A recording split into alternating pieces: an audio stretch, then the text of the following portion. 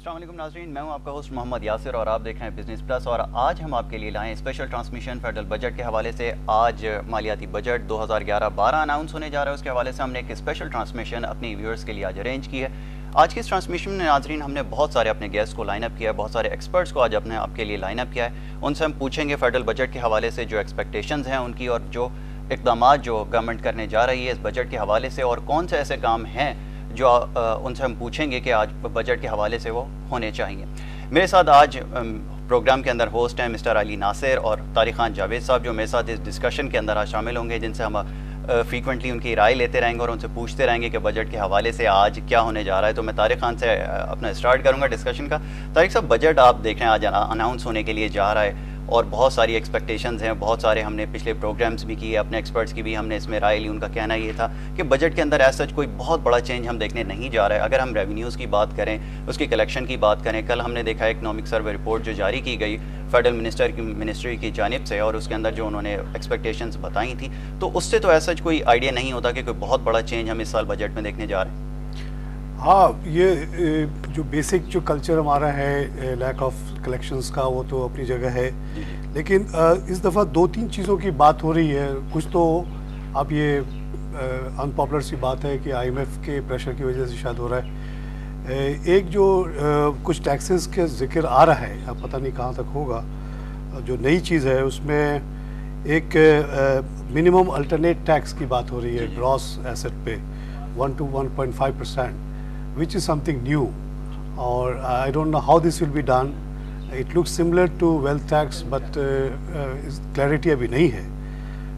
اس کے علاوہ جو R G S T actually already impose ہو چکی ہے. بالکل، ریونیو کی جیسے آپ نے بات کی، اور R G S T taxes کی علی میں بات کروں گا. بالکل ٹیکسز کی طرف بھی آئیں گے، بہت امپورٹنٹ سیکٹر ہے جس کے اوپر سب سے زیادہ اس دفعہ بجٹ میں بات کی جا رہی ہے. لیکن ہم سب سے پہلے یہ دیکھیں گے کہ ریونیو میجرز جو ہیں اس سال بجٹ کے اندر وہ کیا رہیں گے، وہ کون سے ریونیو میجرز ہیں جو ہونے جا رہے ہیں. ہمارے پاس ایک فگرز ہیں جو ہم سمجھتے ہیں کہ اس دفعہ پچھلے بجٹ کے مقابلے میں، کیونکہ ایسا اتنا بڑا تو چینج ہم نہیں دیکھ رہے اس کے اندر، لیکن اس کے بعد بھی ہم ریونیو میجرز کی اگر بات کریں تو گراس ایسٹ ٹیکس اور minimum alternate tax on assets 1 to 1.5% اس کے انکریمنٹ ہونے کے چانسز اس دفعہ ہیں.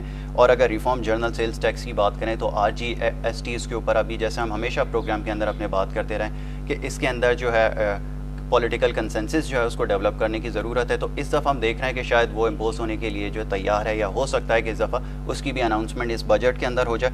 اگر انکریز ان کارپوریٹ ٹیکس کی بات کریں ریٹ فرام کرنٹ تو 35% to 37% جو ہے وہ اس دفعہ ریٹ رہنے کے چانسز ہیں. اس کے اگر end of G S T exemption کی بات کریں تو کون سے ایسے سیکٹرز ہیں جس کے اوپر اس کو ایگزمپشن ملنے والی ہے جی ایس ٹی کی، تو بہت سارے سیکٹرز کی اس کے اندر اس دفعہ بجٹ کے اندر میں نے دیکھا ہے کہ نشاندہی کی گئی ہے منسٹری کی جانب سے کہ اس کو ایگزمپشن اس دفعہ مل جائے گی. آپ اس بار علی، میں آپ سے پوچھنا چاہوں گا کہ ایگزمپشن کی اگر بات کریں، ریونیو میجرز کی اگر میں بات کرتا ہوں، تو آپ کون سے اور ایسے ریونیو میجرز ہیں جس کو آپ سمجھتے ہیں کہ اس دفعہ جو ہے وہ ایکسپیکٹڈ ہیں؟ دیکھیے، حکومت ایک تو سیلاب پر جو ٹیکس لگایا گیا فلڈ ٹیکس، اس کا 15% سرچارج جو ہمارے ٹیکسز کے اوپر بیئر کرنا تھا ہمیں، اب وہ کنٹینیو کرے گا. یعنی کہ وہ آپ نے بات سنی ہوگی ون ٹائم ٹیکس ہے، یہ آئندہ کبھی نہیں لگے گا، تو یہ اس دفعہ لگنے دیں، تو اب یہ کنٹینیو کرے گا. دوسری بات یہ ہے کہ ود ہولڈنگ ٹیکس جو ہے امپورٹڈ آئٹمس کے اوپر، اس کو 5 سے 6% اضافہ اس کے اندر دیکھنے میں آئے گا. 1% ود ہولڈنگ ٹیکس جو ہوگا ریئلائزیشن آف ایکسپورٹ کے اوپر لگ جائے گا. اور اس کے علاوہ سجیشنز فار ویلتھ ٹیکس، جیسے کہ طارق صاحب بھی ابھی مینشن کر رہے تھے کہ ویلتھ ٹیکس کے بارے میں، یہ ملتا جلتا ٹیکس ہے جو سب سے اوپر انہوں نے ذکر کیا گراس ایسٹ ٹیکس کا، یہ ملتا جلتا ٹیکس ہے. لیکن ویلتھ ٹیکس کے بارے میں دوبارہ بات ہو رہی. ویلتھ ٹیکس پہلے لگایا گیا، پھر اس کو ہٹا دیا گیا، بہت اس پر شکایات آئیں. تو یہ ایک آپ کو بتاتا چلوں کہ ویلتھ ٹیکس کے بارے میں میرا نہیں خیال کہ کوئی چیز ایسی حکومت حتمی طور پر کہہ سکے گی. میں چاہوں گا طارق صاحب باقی اس کے بارے میں بتائیں، ریونیو میجرز اور کوئی اگر. جی ہاں، اس کے علاوہ جو ہے 5 to 10% levy on gas in the form of adjustable tax, V S T on flat charges کی بات چل رہی ہے. جو کیش ودراول پہ ٹیکسز تھے اس کو کم کرنے کی بات ہو رہی ہے، وچ از اے ویلکم تھنگ.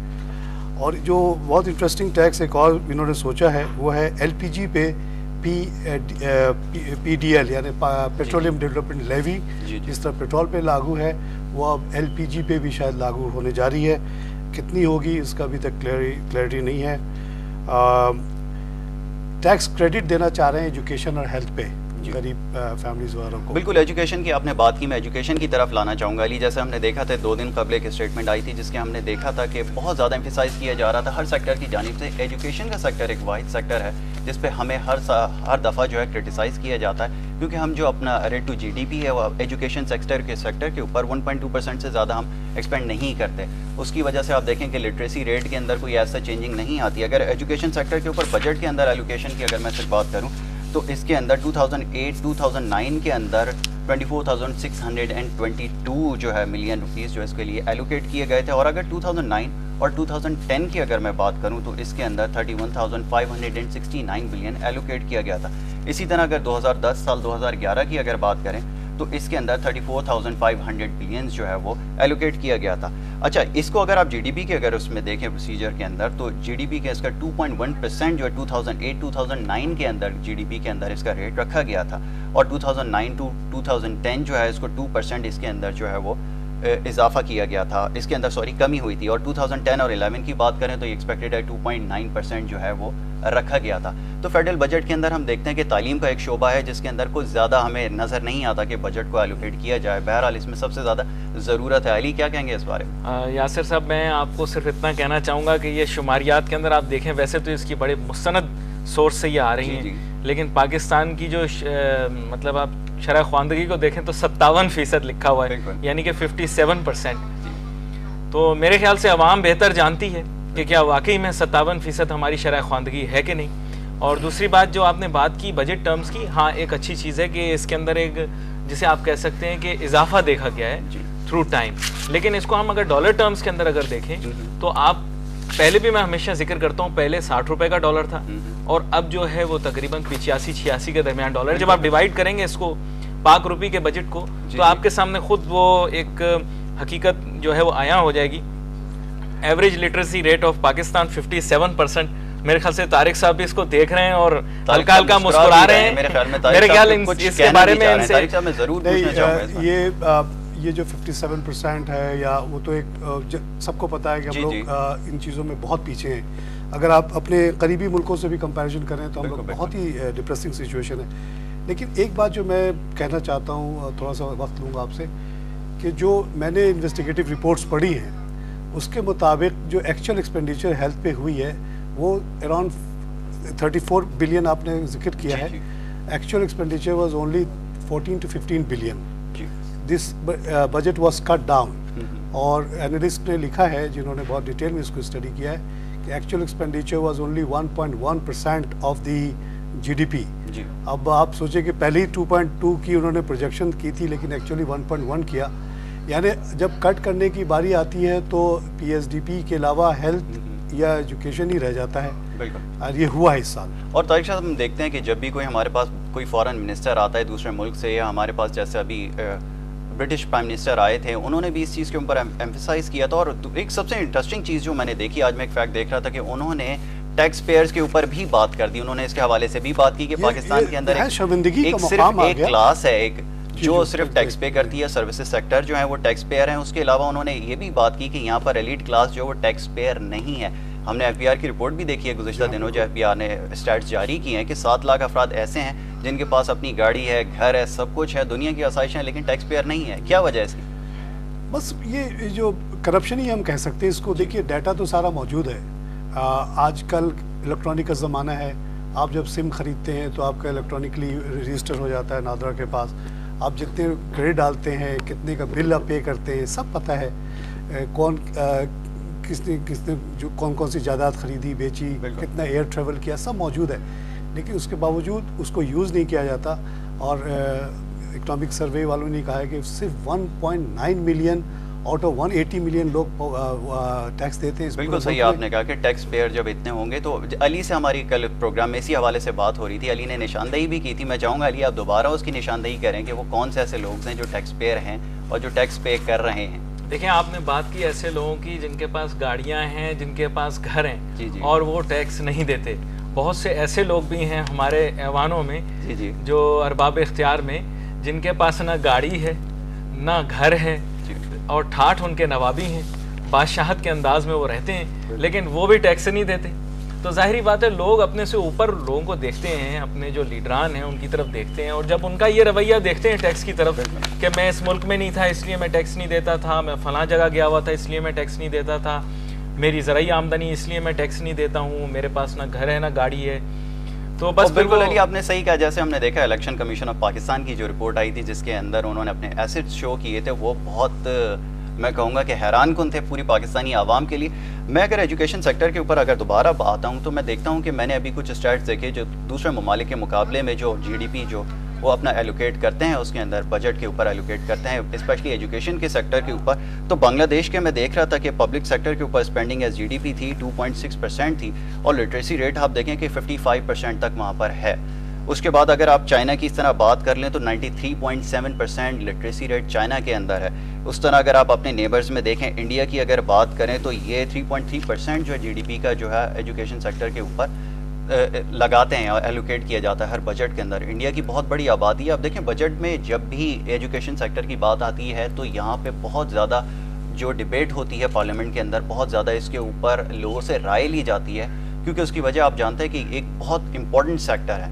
لٹریسی کا معاملہ پاکستان کو 47 سے لے کے اب تک سب سے بڑا ایشو میرے خیال میں یہی ہے کہ پاکستان کا لٹریسی ریٹ اس سطح تک نہیں پہنچ سکا جہاں پہ اس کا ہونا چاہیے تھا. علی اس بارے میں کیا کہیں گے کہ آپ دیکھیں دوسرے ممالک کے اسٹیٹ جیسے ہم دیکھ رہے دیکھیں اس طرح کے ہیں, تو پاکستان کب ان کے مقابلے میں آگے کھڑا ہوگا؟ دیکھیے یہ ترقی کے پہلے تو میں آپ کو بتاتا چلوں کیونکہ آپ کے سوال کے بہت سارے زاویے ہیں, لیکن میں کوشش کروں گا کہ اس میں جو اہم ہیں ان کو میں ایڈریس کروں. سب سے پہلے تو آپ نے جو ذکر کیا کہ جی ڈی پی کے تناسب میں تعلیم پر کتنے اخراجات کیے جاتے ہیں. دیکھیں تعلیم کا جو شعبہ ہے اس کے اوپر تو بہت زیادہ آپ کو پتہ ہے کہ انحصار ہوتا ہے کسی بھی قوم کی ترقی کا. تو وہ بات تو آپ کی بالکل واضح ہے کہ ان قوموں کے مقابلے میں پاکستان اسی لیے پیچھے ہے کیونکہ ہم تعلیم کے شعبے میں اتنے اخراجات کرنا نہیں چاہتے. پھر طارق صاحب کی بڑی ضروری بات ہے کہ شاید ہم جو دکھاتے ہیں وہ کرتے نہیں ہیں. تو یعنی ہم نے دکھایا یہ ہے کہ ہم نے اتنے ارب روپے اس پر خرچ کیے ہیں, اور لیکن در حقیقت ہم نے اس سے بھی کم کیے ہیں, بلکہ شاید اس کے آدھے کیے ہوں. اور اس میں بھی دیکھیے کہ اس میں بھی زیادہ تر جو آپ کے جو اخراجات ہیں وہ تنخواہوں کی طرف ہیں, یعنی نئے تعلیمی اداروں کی طرف نہیں ہیں. پھر اس میں میرے خیال صوبائی اور وفاقی کا بھی ایک معاملہ ہوگا, اس کے اندر اگر ہم چلے جائیں. پھر جی ڈی پی کی جہاں تک بات کریں, میں تھوڑا سا اس کو ٹچ کرتا چلوں. یہ جو مجموعی پیداوار ہیں ہم ایکچولی اردو میں وہ وسعت تلاش کرنے کی کوشش کرتے ہیں, موجود ہے بے شک, لیکن ڈومیسٹک پروڈکٹ کے اندر جو لفظ گراس ڈومیسٹک پروڈکٹ کے اندر پروڈکٹ لفظ ہے اس کا مطلب مصنوعات سے یا مطلب اس سے نہیں ہے. پروڈکٹ کا مطلب جو ہے وہ بحیثیت خود ایک مجموعے کا ہوتا ہے. یہ میں آپ کو اس لیے بتا رہا ہوں کہ کہیں اس میں ابہام پایا جاتا ہے.